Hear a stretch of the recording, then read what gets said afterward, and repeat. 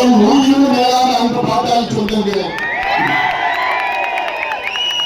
உங்கள் அனைவருக்கும் இந்த அன்புமணி ராமதாஸ் பணிவான வணக்கங்கள். இந்த விழுப்புரத்தில் மாபெரும் கண்டன ஆர்ப்பாட்டம், மக்கள் போராட்டம் காரணம் தமிழ்நாட்டிலே தனிப்பெரும் சமுதாயம் வன்னியர்கள். அதைவிட இந்த வன்னிய சமுதாயம் என்று மிக மிக மிக மிக மிக பின்னணிய சமுதாயமாக இருந்தும் இந்த சமுதாயத்தை முன்னேற்ற திமுக அரசு, ஸ்டாலின் அவர்களுடைய அரசு எந்த நடவடிக்கையும் எடுக்கவில்லை. இதை கண்டித்து இங்கே நாங்கள் ஆர்ப்பாட்டம் முதல் கட்டமாக ஆர்ப்பாட்டம் நடத்தி கொண்டிருக்கிறோம். இந்த முதல் கட்டம் என்றால் இப்பொழுது. ஆனால் ஸ்டாலின் அவர்களுக்கு வன்னியர்கள் வாக்கு மட்டும் வேண்டும்.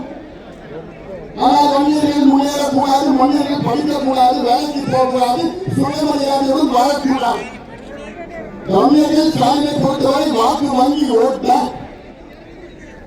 அதனால்தான் விழுப்புரத்திலே அதிலும் குறிப்பாக ஜூலை மாதம் 20ஆம் நாள் இன்று இதை நடத்தி கொண்டிருக்கின்றோம். காரணம் நம்முடைய ஞமான காவல் சமூக போராளி மருத்துவர் ஐயா அவர்கள் 45 ஆண்டுகளுக்கு முன்பு பொது வாழ்க்கையில் ஈடுபட்டு சிறை கிடந்த வன்னியர் அமைப்புகளெல்லாம் ஒன்று திரட்டி 1980 ஜூலை 20ஆம் நாள் இன்று வன்னியர் சங்கத்தை நிறுவி மிகப்பெரிய ஒரு மாநாட்டை நடத்தினார் மருத்துவர் ஐயா அவர்கள். அந்த மாநாட்டினுடைய தீர்மானம் மக்களுக்கு 2 விழுக்காடு கூடுதலாக இடஒதுக்கீடு, வன்னியர்கள் போன்றிருக்கின்ற மற்ற சமூகங்களுக்கு அவர்கள் மக்கத்தொகைக்கு ஏற்ப இடப்பங்கீடு என்று 45 ஆண்டுகளுக்கு முன்பு மருத்துவர் ஐயா அவர்கள் மாநாட்டை நடத்தி தீர்மானத்தை போட்டார். 45 ஆண்டு காலமாக நம்முடைய கோரிக்கை இவர்களால் நிறைவேற்ற முடியவில்லை. 45 ஆண்டு காலம் இடையே ஒவ்வொரு சாலை மறியல் போராட்டத்தை மருத்துவர் ஐயா அவர்கள் நடத்தினார்கள். அதில் முதல் நாள் 21 தியாகிகள் நாம் இழந்தோம்.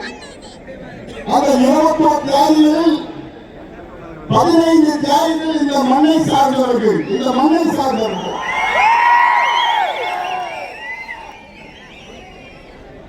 இந்த மண்ணில் தான் அவர்கள் உயிரிட்டார்கள். அவர் ரத்தம் சிந்தினார்கள். அவர் உயிர் நீத்ததற்கு எது அர்த்தம்?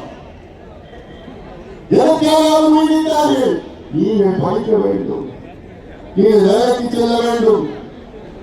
கல்வி வச்சுட்டு இருக்கிறோம், கல்வி போட குடிச்சிட்டு இருக்கிறோம், ரோடு போட்டு இருக்கிறோம், கொத்தனாரெல்லாம் படிச்சுட்டு இருக்கிறோம்.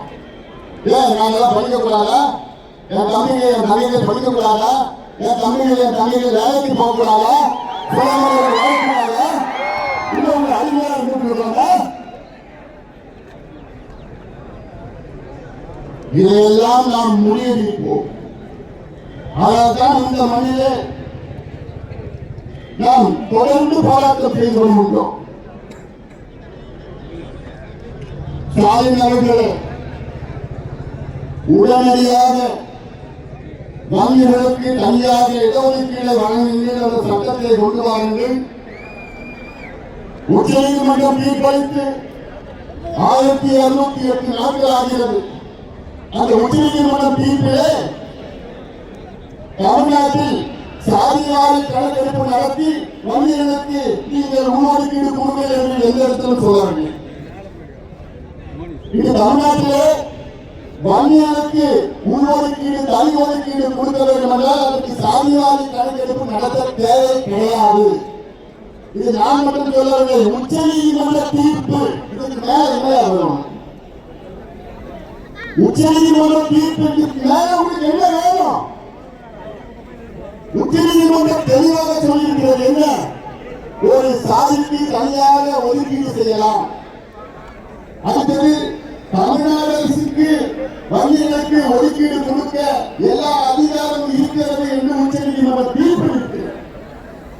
மூன்றாவது, வங்கிகளுக்கு தமிழ்நாட்டில் ஒதுக்கீடு கொடுக்க வேண்டும் என்றால் அதற்கு மத்திய அரசு அனுமதி தேவை கிடையாது என்று உச்சநீதிமன்ற தீர்ப்பு. இதுக்கு மேல என்ன?